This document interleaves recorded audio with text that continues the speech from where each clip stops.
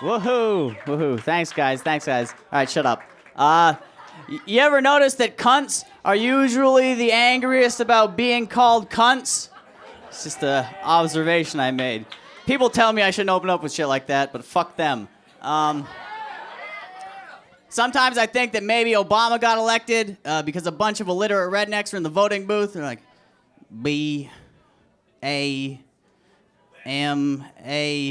Bama? Hell yeah, I'll vote for Alabama. I didn't even know you could do that. That's good.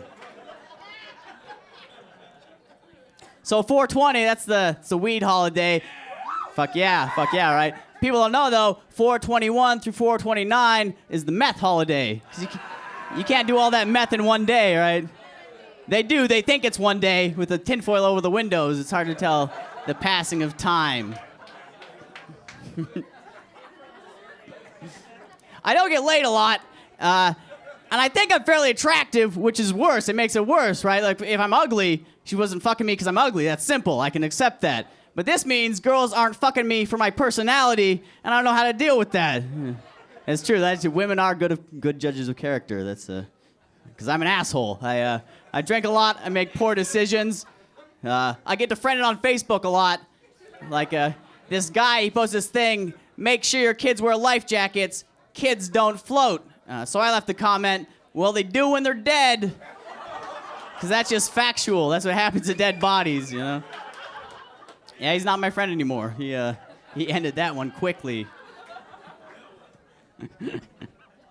So the first fight Mike Tyson ever got into, he was 10 years old, and this kid from the neighborhood was fucking with his pigeons, so Mike Tyson knocked that motherfucker out.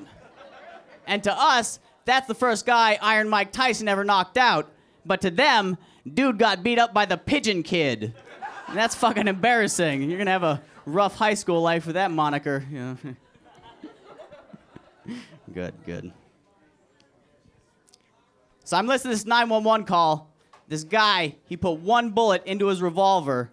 He put it to his head, pulled the trigger, took off a chunk of his skull, didn't die. Obviously, he called 911. So they send an ambulance. And then the dispatcher goes, sir, do you have any family that I should contact? The guy's like, yeah, I have a sister. Guess you should call her. Then word for word, dispatcher says, well, off the top of your head, do you have her number? It's a fucking real thing that happened. It's a real thing. And I'm not much for puns, but that is some next level shit. I wish I had that presence of mind. And I like to think he was just sitting there the whole time. He's like, oh God, I can squeeze this in. So off the top of your head, do you have her number?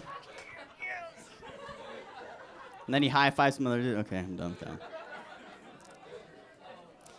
So people think the missionary position is that vanilla sex position, you know, guy on top, girl on bottom. But it's actually the position you're in when you're systematically fucking a native people out of their culture and heritage. It's, okay. Because that's what missionaries do. I told that one time, and this Mexican guy, he was like, hey, you should say that in Spanish. And I was like, dude, that'd be fucking rad. How do you say it in Spanish? He's like, I don't know. I was like, oh, fuck, they got you. The missionaries got you. Fuck, I'm sorry. Touchy subject, I'm sorry. So I'm sitting at this bus stop one night, and this guy from his car in the parking lot behind me, he's like, hey, man, do you have a cigarette? I'm a nice guy, so I run up, give him a cigarette, and I'm like, hey, man, which way are you going? He's like, that way. I'm like, fucking fantastic. Same way my bus is going. Hey, man, can I get a ride home? Without missing a beat, he says, sure, if I can suck your dick. And this confused me, you know, because I'm like, what, I'm driving? Like, what the fuck? Because in zero of my weird sex fantasies has the driver of the car ever blown me. You know, that just seems unsafe, you know? And part of me is like, you have dignity, man. You just take the bus home, hit it hard tomorrow. And a larger part of me is like, you don't have any fucking dignity. Who are you fooling? That's an extra hour of sleep. And even larger part of me is like, this is fucking hilarious. You have to let this man blow you. So I get in the car, and he drives like halfway to the destination and like pulls off at this alley. Like if I would have got out then, I'd still be taking the same bus, you know? So I'm fucked either way. Well, fucked one way, blown the other, and one of those is getting me another hour of sleep.